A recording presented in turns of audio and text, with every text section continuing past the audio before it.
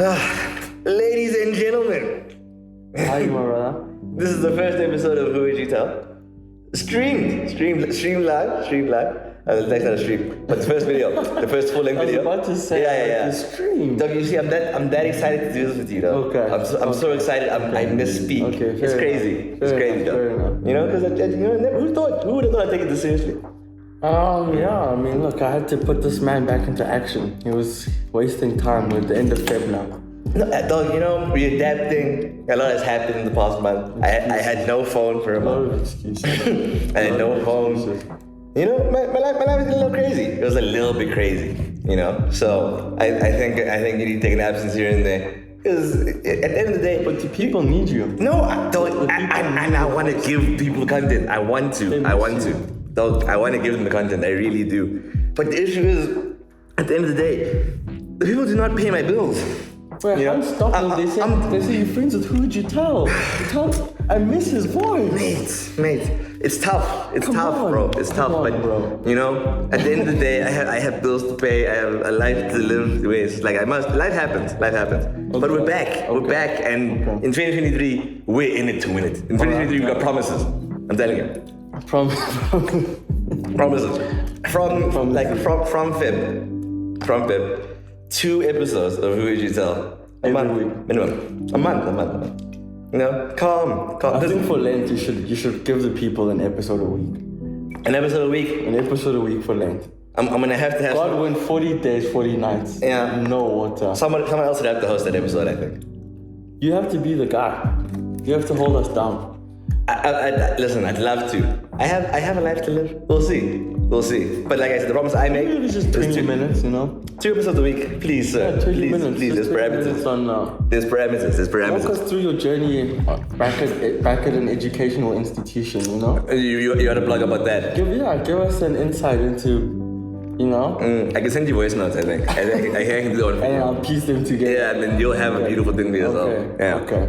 Yeah. But yes, it's good to be back, and it's great to have you here. And Good to be here. yeah, bro. I think it's a really beautiful thing that you are the first guest that I have the video thing with. I think in full.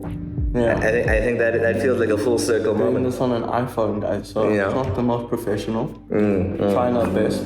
Listen, the camera guy didn't answer his phone, and at a certain point in time, you must just release. You know? You must just release what you have at the end of the day, and there'll be the audio form. So, but that being said, truly it's a pleasure to have you here. Yeah. And I'd like to have you introduce the topic actually.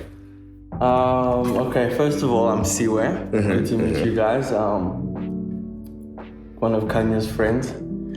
Our topic today is death. Death and Well, grief. yeah. We've covered death. We've covered death like loosely. Yeah. But more grief. Grief And maybe the process of grieving, you know, and maybe grief in the context of being a black person. being a black person. It's a crazy experience. Very different. So, talking about this is, you know, timely. I think in the past, well, since the first episode about death, I think a lot of people have experienced a lot of grief. Yeah. Yeah, I think it's something that we can all relate to. I think it's something everyone's dealing with. Yeah. Like literally everyone. There's no one who I know who hasn't had to mourn someone in the past 3 Yeah, years. since COVID, I would say definitely. You know. Yeah, 2020 on. It's something that people deal with in so many different ways. You don't deal with grief when someone dies. You deal with grief when someone it just hurts you. Yeah. You know, you have to grieve relationships. You can mourn the living. It's a crazy experience. That's true. It's a crazy experience. People this life change. thing. You know? Yeah. Yeah. So truly, I wonder how everyone's doing. I wonder do we have enough tools? Do we actually not enough tools, but is there room to speak about that? For real? When you know everyone's grieving, can you sit with yourself and talk about when you've lost people still? You know, because everyone does. You're immediately putting them in that place of having to reflect on that kind of thing. But I think it's important. I think it's important to be mindful of the people in your life and who you've it's not something you should pretend hasn't happened. Yeah, but I think sometimes people fall into the trap of letting like your day-to-day life consume you, or like investing all of your energy into that. Yeah. And not spending any energy on actually grieving, you know. And then you find yourself 2-3 years later with the same trauma. Yeah. Or like only now the trauma is hitting you because you maybe have downtime. Yeah. So I think even COVID for a lot of people was the first time they could even grieve those that had died beforehand. Yeah. Is that like you had to sit in the house and like feel it as well. And now everybody else is dying. And then it's being brought to you constantly. So it's so apparent. I think even moments like that, when you have to give yourself moments to sit down.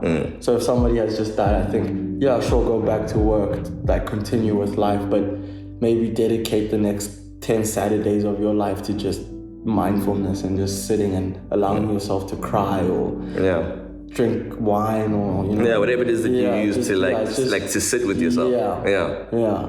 I think if you don't allow yourself to have those moments, you end up in a very dangerous trap. Yeah. Of just never addressing it. Like never being, fully open about where you are mentally. Yeah.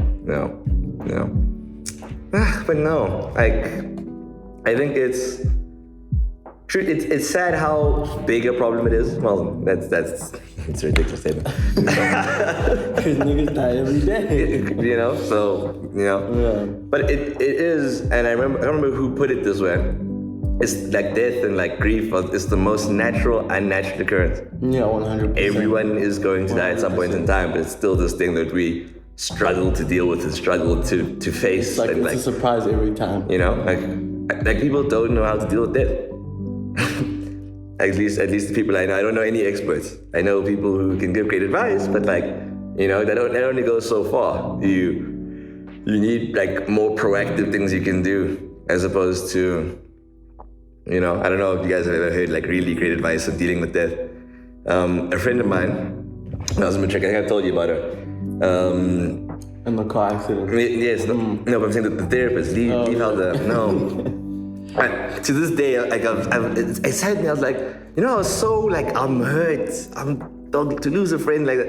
It's crazy. 18 years old. You speak to a therapist, and then she told me to imagine I was on a beach.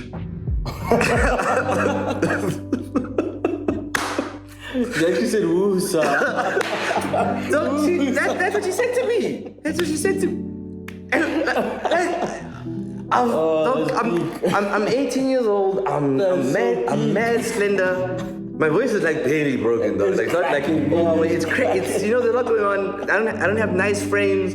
Like I wish I could. I should put a picture of myself here, that version of myself. If you guys know the picture of Kanye with the boxing gloves, that's just you talk like it's a year later. It's a year later. Like same guy. No, I had a fade though. Hey, I never fade back then. Please, don't get it twisted. But yeah, so like that's what she told me. Like I'm sitting there and she said, close your eyes, imagine you're at the beach. And while you're at the beach, talk to her. And I was like, bro, this is the same week. It's the same week. What? What are you talking about? You got the doctor for short Come on, dog. Come on.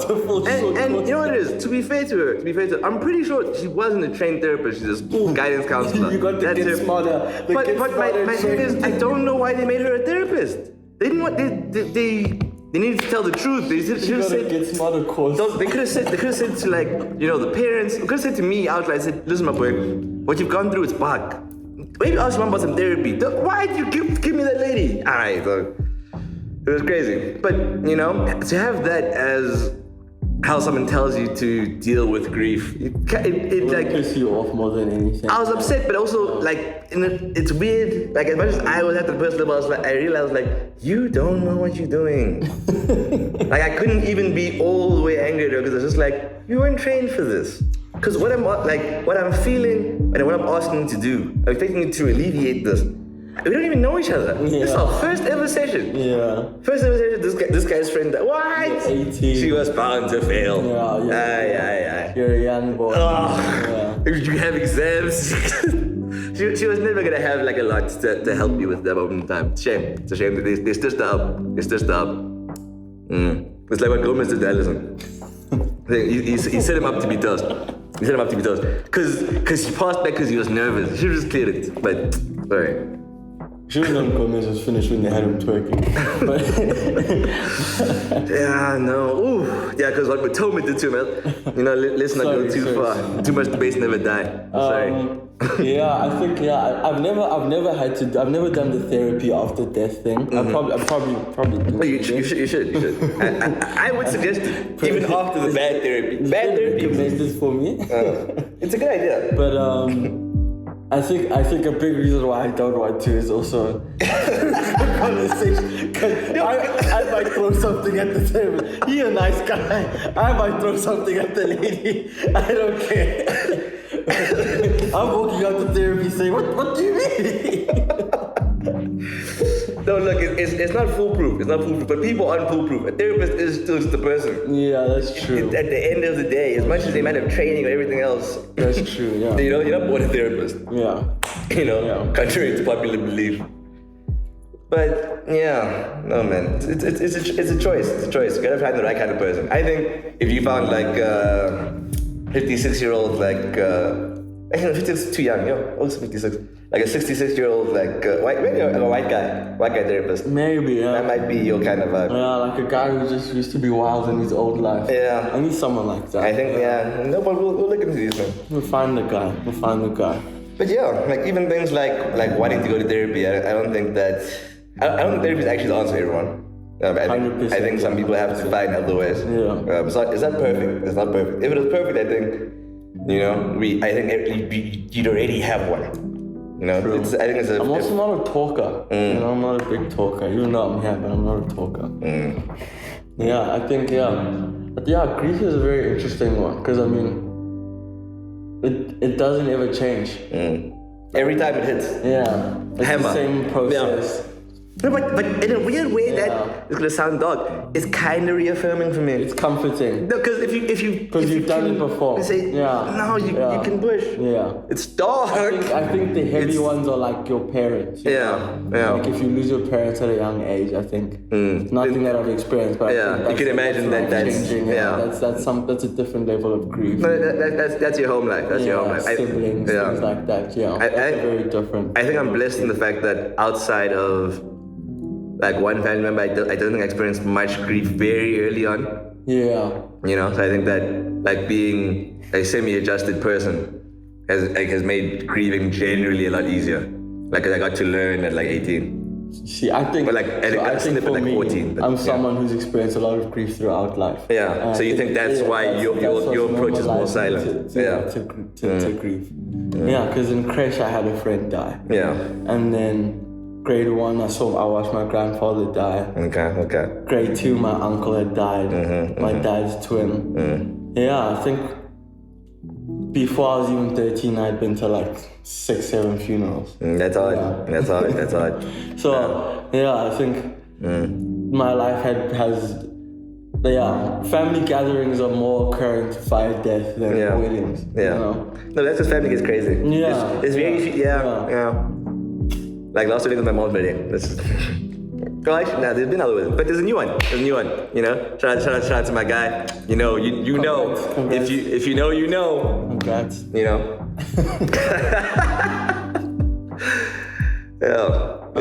Yeah. So I think it does. It's a different experience for everybody. 100%. There's no cut and paste for it. Yeah.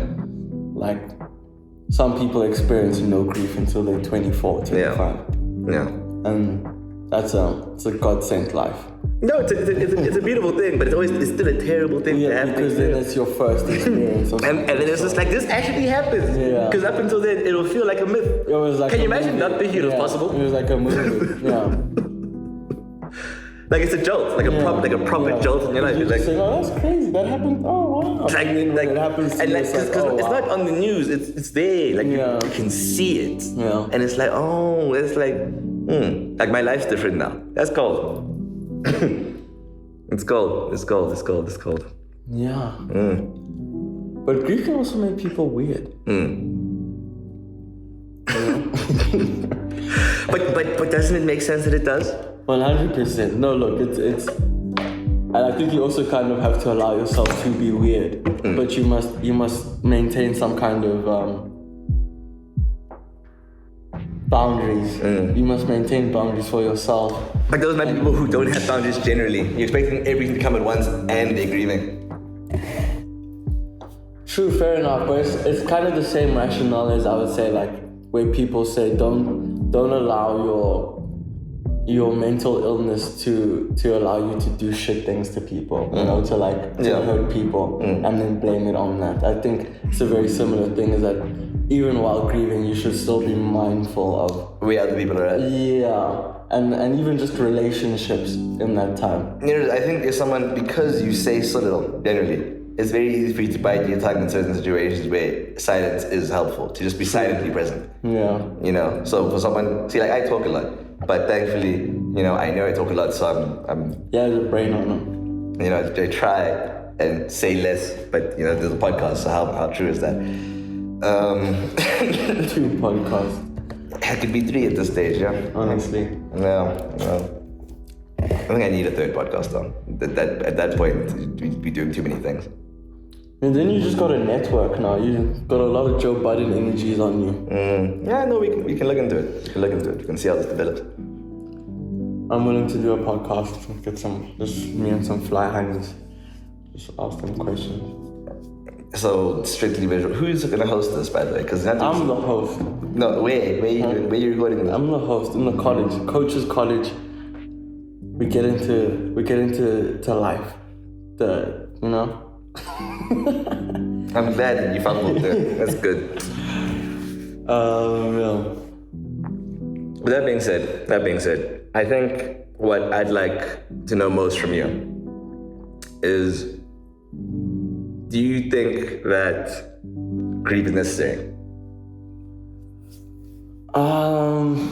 Yeah, it is necessary, but I think you also need, that's why I said I think you need to also set boundaries for yourself. Is that something that I've come to learn recently, is that you can only really grieve so much, you know what I mean? Like there's certain things you won't allow yourself to do when you're grieving. Yeah. Okay. And then, how do you determine what those limits are? It's trial and error. It's trial and error. You have to make a lot of mistakes. You have to go through grief enough times, or you know, spiral a few times, and then realize that, okay, it's not healthy to do this. It's not healthy to party for 6 months after someone's died. Yeah. It may be easy, but it's not the healthiest thing to do. Yeah. You compromise yourself in a lot of your relationships as well. So I think from that side is that, like, that's why I say, like, you have to set boundaries with yourself. It's cool to take a week off work or whatever, you know what I mean? But you have to have things that you won't do. Yeah, like go past a certain line. And you have to go back to your life. Yeah. Like you must return and push. Yeah. Like you can spin out, do everything you need to do, but you at some point you need normalcy in your life. You know? And if you don't have that, I think then you need some kind of structure. It allows for the grief to really feel like to become you. Yes. Yeah. It's made your life unstable. Yeah. And it's made you unstable. Yeah. And I think even in points in our lives we've had that happen to us. The boys are taking half a bottle of vodka before even going out to the club. Just always outside. Yeah. And you just losing phones. That's not a me thing. That's a you thing. You losing phones. Yeah, you're just doing a lot of dumb things. Meeting a lot of dumb people. Interacting with a lot of terrible women. You really, no. It gets crazy with me. And you're a marvel to behold. Truly. So I think from that perspective, I think you have to set boundaries for yourself, and also allow yourself to put your grief aside and go help out someone else who might be going through the same thing with you, because it might be comforting to have that kind of effect on someone Yes, as well. to help someone feel better. Yeah. And also then it helps you get out of it, because you're going to give them some kind of encouraging advice that might be coming to you, but you're not receiving it until you've seen it work on somebody else. Or until you've just shared it to someone as well. And once you see it work on someone else, you might feel like, okay, wow, this is actually a healing process. Yeah. You know, and it will get you out of your own funk to a certain degree. Yeah, it's an extremely important thing to do. Yeah. But I mean, I think something I wanted to ask you is how have you battled with the survivor's remorse or survivor's guilt? Yeah, like how has that affected you? It's weird. It's weird. Like, fun fact. Got into a car crash last year. Right. I was there. Yeah, it's like, of course, that's how it usually happened. Broad daylight. No drinking, no driving. There's none of that here. That's not what we do. Yeah. And we were like scot-free. Like, no one was hurt. The other car was fine. Like, but I felt bad about that. Right? Yeah, like a week later, I was like, why didn't it just why do I survive? Bro, like, it's it's an incredibly scary moment to be like, you resent yourself for being okay. Yeah. Like you hate that, like, for like, you know, that you even thought to just not die. Because when you were don't trying feel to, like you deserve. yeah. It's a crazy, like why was that person gone? Why am I not? It's a ridiculous emotion to feel, but like, I don't know what happened. I think at a certain point I was just like something in me said, dude, that can't be true. That's like my inner voice is like that I don't fundamentally believe, like, at my core. Yeah. You know, like I think that everyone is important inherently. Like I don't think that there's like a way to be that makes you worthy of life. You know, it's like you can be shit. You can be a shit person. You can think lowly of yourself, and you know that can be true. It can be true that you like suck, like a little bit. But you deserve to be alive. You deserve a chance to like try and redeem yourself. To love you. Yeah, or just to love you. Dude. Yeah. You know, if you like yourself, you'll be okay for the most part. That's another episode.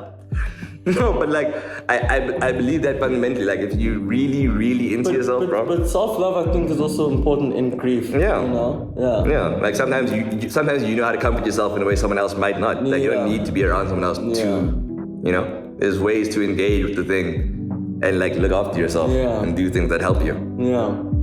Yeah. But yeah. I think that's I think we've shared a lot here. Yeah. That's nice. That's nice. I like how vulnerable you are here. I appreciate this. Truly. Bottom of my heart. Only he gets this out of me. Speak to all my exes. They don't get this out of me. I appreciate you immensely, my friend. Truly though. Yeah, thank you, my brother. Honestly. I love you. Wishing you all the best. Hope this keeps. No, there's more to come. There's more to come. I know one complaints out there, guys. Like, told him I'm trying to get him to do more. Trust me, we're here. We're in it to win it. More content. We're here. 2023 is going to be an absolutely incredible year. Somehow, some way. I believe it. There's there's a lot in life that can get you down. I think it's important to push and Love and light. Truly. Thank you guys. Be nice to each other.